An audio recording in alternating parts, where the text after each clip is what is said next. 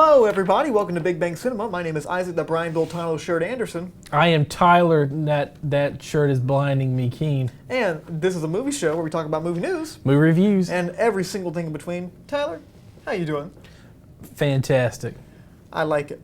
I can only sing the praise of vitamin D3. What? It feels What's that even great. mean? You'll understand when you start taking vitamin D3. Well, everybody knows Tyler is a family man. Judging by his shirt, he owns many animals. Yes, I do. Yeah, I don't know if the 4K camera can pick it up, but there's a good amount of hair on your shirt. But you just love your dogs. Your dogs do shed. I do. I have a unicorn outfit from a Chihuahua. Yes, you do. And he told me this last week that he was going to go grab a unicorn outfit for his dog. He just said it in passing. Turns out it was right. We don't have a photo of it right now, but it's true. Yeah. But anyway, guys, thank you all for watching. We really do appreciate it. We love every single one of you, except for you. You we don't know about. But speaking about knowing that if we love it or not, Disney just released new footage from Star Wars. Oh. And guess what? It is the most depressing thing since my love life. That is... Yeah. You stole one of mine. I stole Isaac. He stole a joke of mine. I stole it. We're both sad people. It is true. We find Solomon in our sadness. Well, again, this falls right into sadness because they released some footage. I think we have some footage that we're going to show right behind the screen in just a second. But the footage mostly just like spliced between all the old movies. And hey, they acknowledge the prequels happened. Can you believe that? I could they not finally believe become that. comfortable with it. Can you believe that? Well, honestly, from the last film, I'm more comfortable with the prequels. Really? I don't agree with that. I'm absolutely. I would take the third prequel film over the last film any day. Well, just like Disney for making other Star Wars movies, you're wrong. I am not wrong about this. Yeah. Everything in there was the last film was garbage, and okay. I mean garbage. Prequels were trash. This was garbage. Okay, well, either way, they're not something that anybody really wants. So The Rise of Skywalker, we haven't seen too much about it. See, there's prequel stuff. See, Qui-Gon did exist.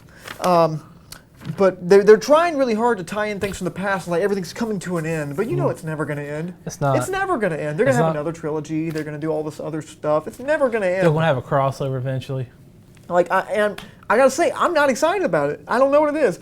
I just when this thing came out, I didn't care. I sure didn't either. I did find some. I did find interesting in the trailer. What was that? The part where Rey is fighting on top of the little boat thing. Okay. And if you zoom in on the puddle, they don't have capes on. They added them digitally, but they forgot to add it in the reflection from the puddle. So I thought that you was mean really CGI was rushed out in the trailer before like anything was really checked? Actually, no. I'm just saying like. I think that seems coming up right here. Here, watch it. Right there. Right there, the puddle. Right there. He has no cape. He has no cape. You are very right. You're very right. You're right. I like CGI cape. Yeah. I like you just couldn't go by cloth. That's the least problem. My grandmother has cloth. Yeah, I know that they couldn't be bothered to build a real cape for him.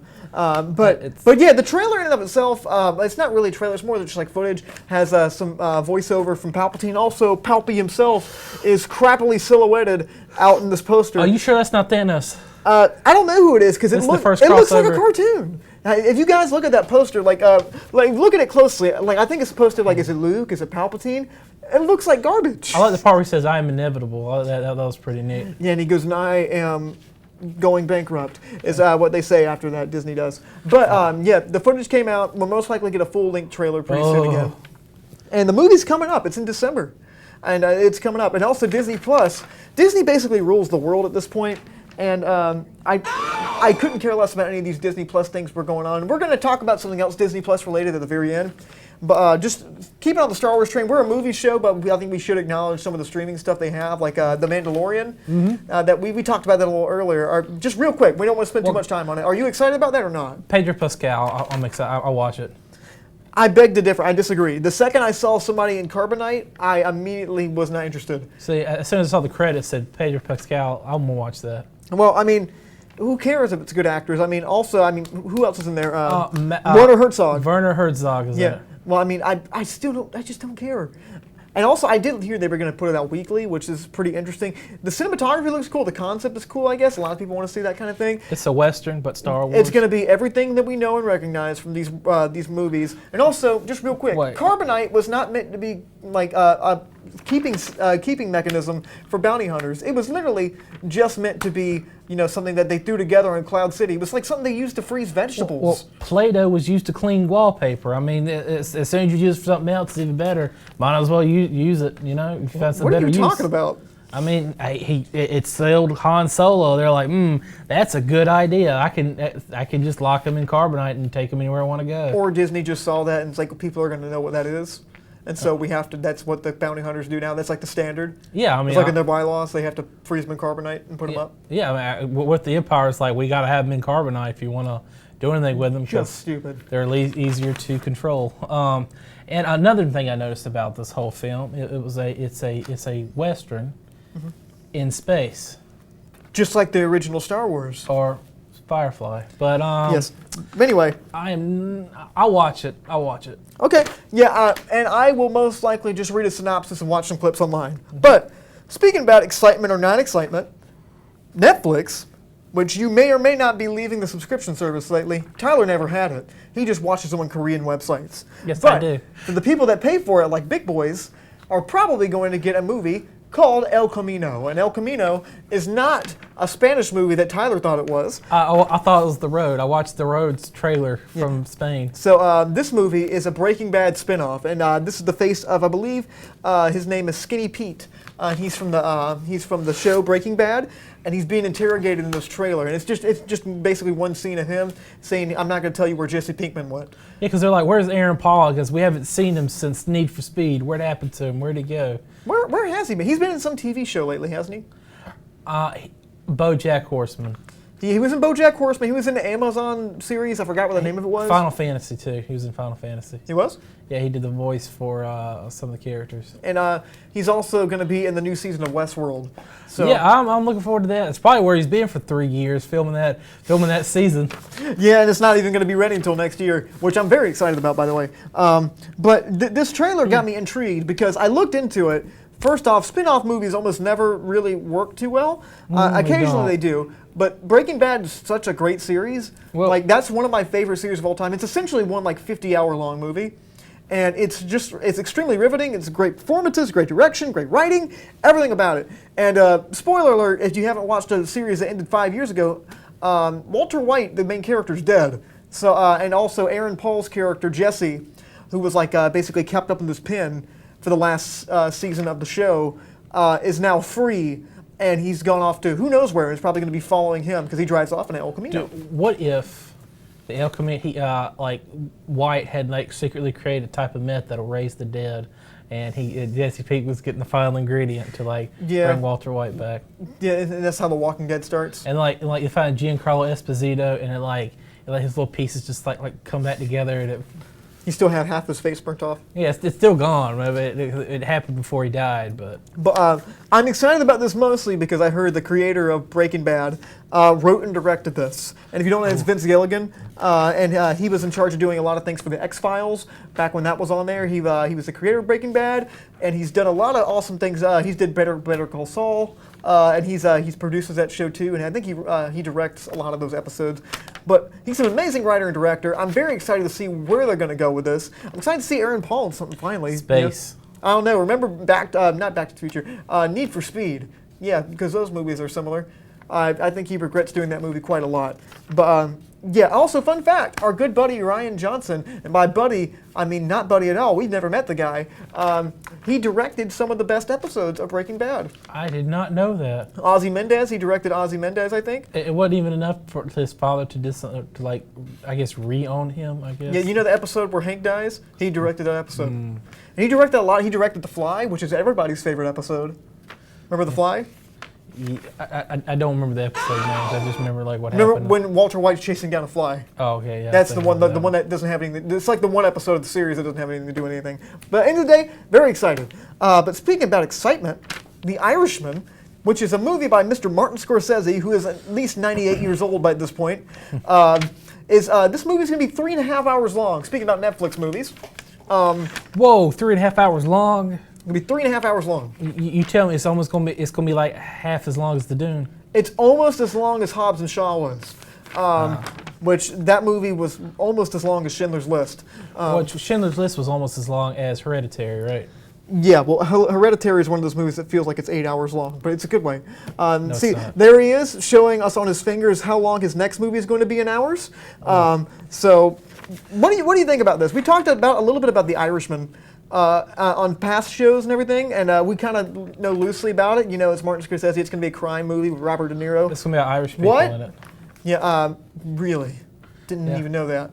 What do you think about the length of the movie? Like, what if he fell asleep in front of the camera and they just decided to improvise? So it's like 3 hours of them improvising. I'd watch that. That's called Sacha Baron Cohen films and Judd Apatow films. Pretty much. Yeah, but I'm kind of excited about this movie. At the same time, I just doesn't really interest me. Granted, Martin Scorsese knows how to make a movie. This man makes a 3-hour movie. Can I watch a movie for 3.5 hours? That's the biggest question. Is it going to have an intermission? Is the thing. Well, this is a Netflix movie. This is not a wide-release theatrical movie, and a lot of theater chains are refusing to play it for its length and the fact that it's not a real movie. It's a Netflix movie. And we talked a little bit about the streaming battles lately. There's a lot more streaming services out there. It's like 80s all over again, except instead of like sodas, this is the streaming services. Yeah, and technically those were streaming services too. Haha, joke. Yeah. But as far as this movie goes, I know there's a few theater chains that are going to show it. Alamo Drafthouse is going to be showing it a little bit. I think AMC is going to be refused to show it, or they're going to show it, or something. Alamo Drafthouse is showing it, which is all I care about. It should still, like, this is quite a big movie. I mean, Netflix is known for kind of like cheaping out on a lot of things, but this is Martin Scorsese. It's kind of like when Sony got Tarantino, they didn't tell him what to do. It's like, just do whatever you want. We're going to make money. Because now he has digitally replaced his face and stuff. Is Netflix making money? That's the question. It's like they keep burning all this money. I don't know where it's coming from. But once they get another season of Stranger Things under the belt, they'll raise their prices to like $48 a month. Because like after like 7 days, they pretty much everybody drops their subscriptions again. Yeah, because after Stranger Things. After Stranger Things, they lose it and it comes right back. Yep. Like HBO. HBO lost all their subscriptions after I think before the last episode of Game of Thrones. Yep. Well, we'll see how this one goes. I'm curious to see how it's going to be. I'm curious to see what theaters are going to show it and for how long, because it's going to be like Roma. Roma was like 3 hours long, and Roma was a fantastic movie. Oh my gosh, no, it wasn't. Oh Lord, oh. Tyler didn't like Roma. I loved Roma. It was too much Spanish in it. I only got every third or fourth word they said. You could have read the subtitles. There was no subtitles on it because I bootlegged. Well, granted, you don't read bootlegged Korean. it from Argentina. I had no subtitles. He like put the game on expert mode. He watched a Spanish movie, and with Korean subtitles. And he doesn't speak Korean. Anyway, we got to keep moving on. We got to move on from this. Okay, speaking about moving on, Lady and the Tramp has a live-action reboot trailer that came out today. And get this, they used real dogs and occasionally a crappy-looking CGI version. I don't want to see this movie. I'm not going to lie. I really do not care. Okay, why don't you care, Tyler? I'm not a big fan of like the Disney talking animals. Okay, well, unless it's a raccoon. Why are you excited about a raccoon? Rocket raccoon. Man. Oh, okay, that makes sense. Bro, keep up with me here. I was thinking about Pocahontas, the raccoon, and that. No. But these are the two dogs. This is Lady and the Tramp. I don't know what their names are in the show, in the movie. I haven't watched the movie in years. But they cast real dogs, which apparently our executive producer Andrew Small didn't like the main dog that plays the Tramp because apparently he's a dog racist, and apparently he hates his dog. And he hates homeless dogs. He's a dog racist? I really respected Andrew up until this point when he told me he's like, racist, oh yeah, he's classist against dogs. He's classist. He's caninist. He really doesn't like these canine. Yeah, this little boy right here. You see that face? You see how much it loves it? Yeah. Yep. Andrew has just bad feelings about this dog. I don't get it. What was that? He's a rescue dog. He's a shelter dog. And Andrew is dogs? like, he's not pure breed. He must be pure breed for me. I like the pure breeds. Like dogs. Where are your papers? You have no papers because you are a shelter dog. He said it just like that. I couldn't believe him. And also, one of the people that work in the studio, Miss Angela Bennett, said this is her favorite movie, but she's not excited about this whatsoever. So, some different perspectives. Lady and the Tramp was somebody's favorite movie. Yeah. It's Miss Angela Bennett's. Wow. A student of the broadcast production technology and a producer here. I thought Lady and the Tramp was just one of those movies that came on like at 2 in the afternoon on a Sunday. You just had to watch it because nothing else was on TV. Well, the cast now, I mean, it's got a good amount of people in here. Justin, how do you pronounce his name? Trudeau? Thoreau? Okay, well, he's throwing it out there to try to play a dog. And Tessa Thompson's playing Lady. Sam Elliott's playing that guy. And Janelle Monáe's playing that doggy. It's crazy that the dog didn't have a little pompadour. I don't remember their names. I didn't write them down. But one thing I did find interesting is that, like, that this is going straight to Disney Plus. This isn't going to have a theatrical release. Yeah. So they're starting to put the live action stuff. They're really trying to pull all their stops to try to get people to get on this Disney Plus train. The last few live action ones I saw weren't good. Also, Benedict Wong is going to be in this movie. Oh, snap. Okay, I might check it out now. Benedict Wong's a respectable actor. Yes. And also the director of this movie, his name's Charlie Bean. Do you know who Charlie Bean is? Should I? Probably not. He directed the Lego Ninjago movie. Oh, and he also he was one of the writers in the Powerpuff Girls movie back in 2002. Oh wow, one old film and another failure. He's also been he's an actor in a few other things, but he directed this film. Basically, I think they just got a director for hire for this. I don't think they're trying to get anybody to imprint their stuff. They basically just needed somebody to direct. You remember how good those movies were?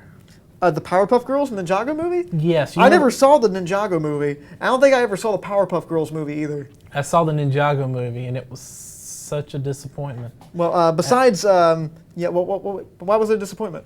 It was like not interesting or exciting or funny. It was like. Well, I mean, the girls say that about me, but I don't believe them. Yeah, it's probably true. Anyway, besides executive producer Andrew Small's prejudice against shelter animals, I think we can all accept the fact that this is probably going to be forgotten about in 2 weeks. Did we just talk about Netflix the entire time? We talked about streaming stuff. We talked about Netflix. The only big one is things the entire time. The only big thing is Rise of Skywalker. We only talked about one theatrical film coming out. They're all legitimate films, though. They're just like Neil Breen films, legitimate feature films. And it's like all these things. I would rather have a tapeworm than have to watch this. All these films. Really? Yeah. Well, I mean, I want a pet tapeworm. I'll get a pet tapeworm before I go watch Skywalker. I'm excited about the El Camino trailer, but guys, let us know what you're excited about. You can leave us a comment at facebook.com/studio67ntc, or if you're on YouTube, NashCom College on YouTube, or if you're on Instagram. How are you watching the show live? That's crazy. But the best part about Breaking Bad is how it ended. Just let it end there, man. It was great. Incredible ending. Strong, powerful, brave ending. If there's anything, most of the titles that we talked about today, we cannot leave good enough alone. If it's recognizable, we dig it up, okay? So, we'll be right back after this break. Bye. Camino is a leadership organization that focuses on mentoring young men to achieve leadership and success. We help. We learn. We work. We lead.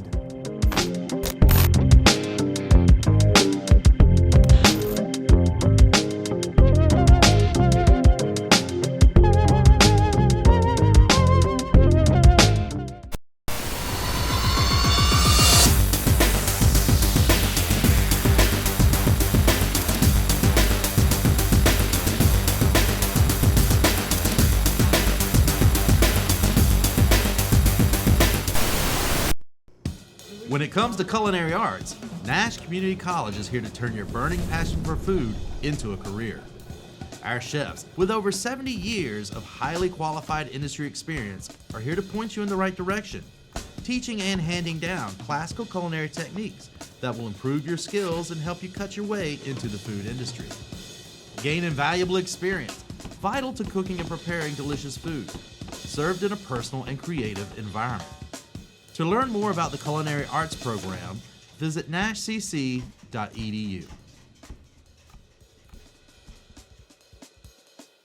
Spicy. Guys, welcome back to Big Bang Cinema. I'm Isaac Anderson. I am Tyler.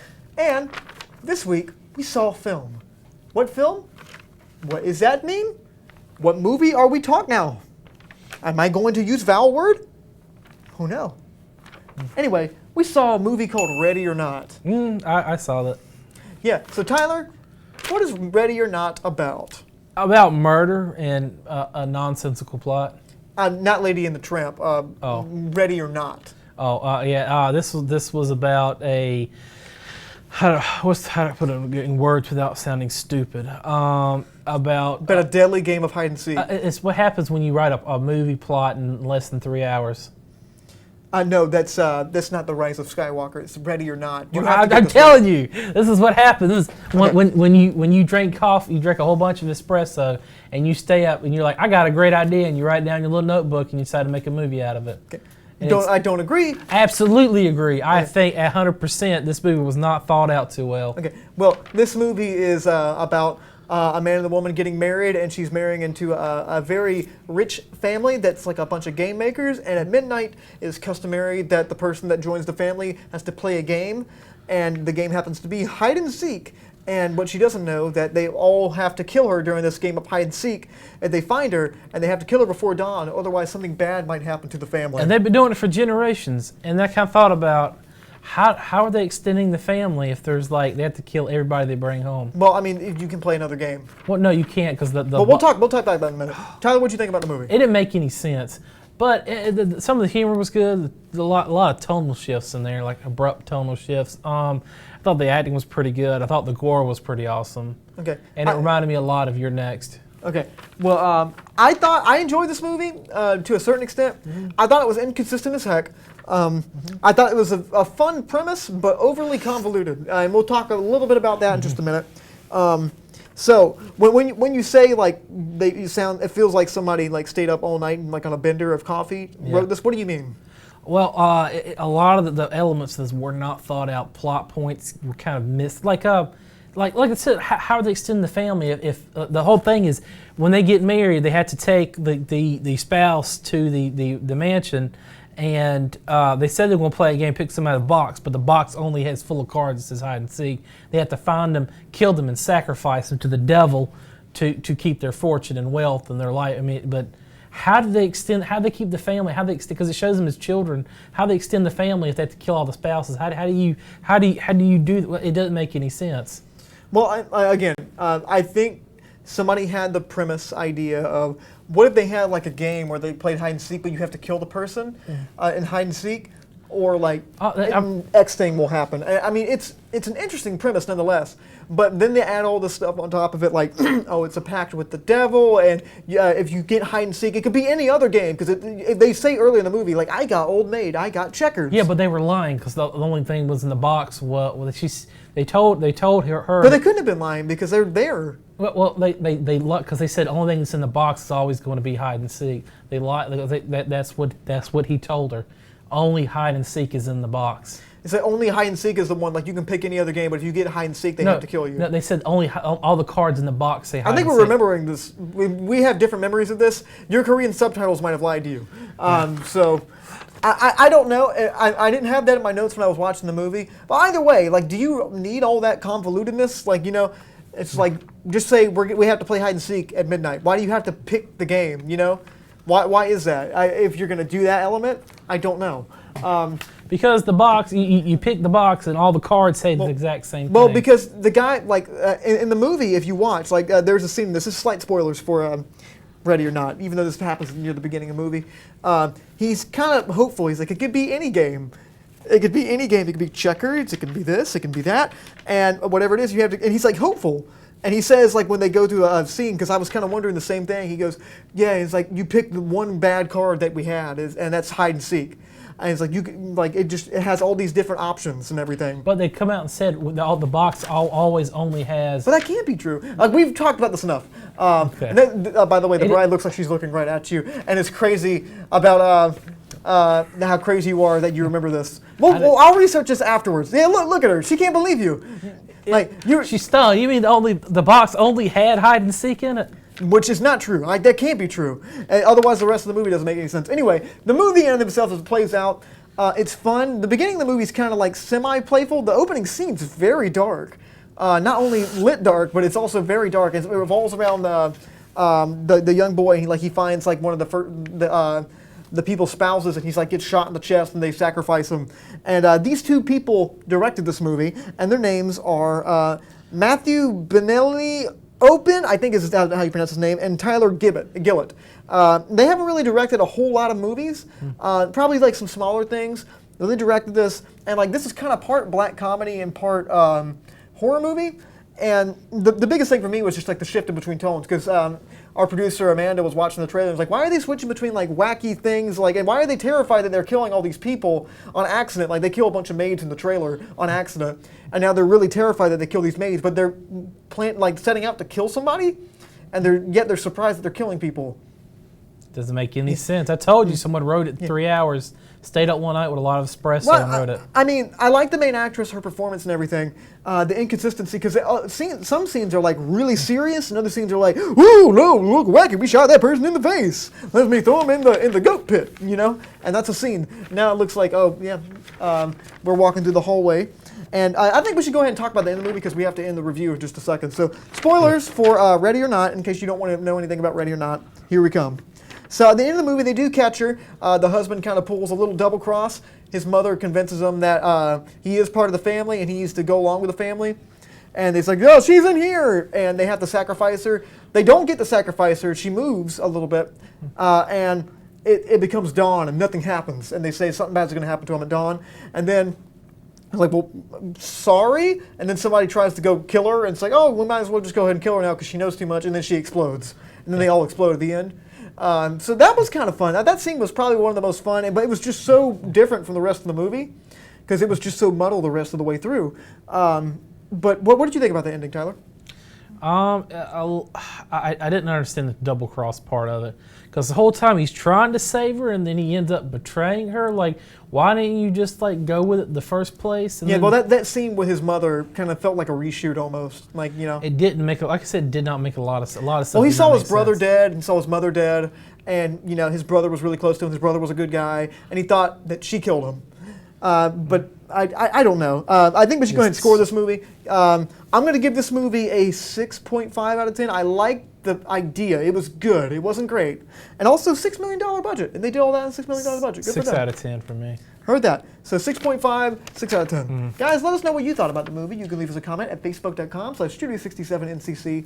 Love to hear what you guys have to say. Are you a dog prejudice man like Mr. Andrew Small? Do you love Ready or Not? Did you hate Ready or Not? Let us know. We really do appreciate it. But Do you guys, believe in dog purity? yeah, dog purity. Yeah. Oh man, well that's going to be a whole running thing. Guys, get it running because dogs run. I mean, anything runs really. Anyway, thank you so much for watching. Next week, there's a movie called The Peanut Butter Falcon coming up. I don't know that we're going to review that or not, but we might review it. Yeah, and you heard that right. It's called The Peanut Butter Falcon. I watched that one with Shia LaBeouf in it. And he's it's got Shia LaBeouf in it. And he's trying to help a Down syndrome future wrestler. I think so, yes. Yeah. But we'll find out. Is that playing in Rocky Mount? No, but it's playing in Korea. Okay. Well, that means he's going to watch it. Guys, thank you so much. I'm Isaac the Brian Boltano, Shirt Anderson. I am Tyler. Stay lovely. Have a good weekend.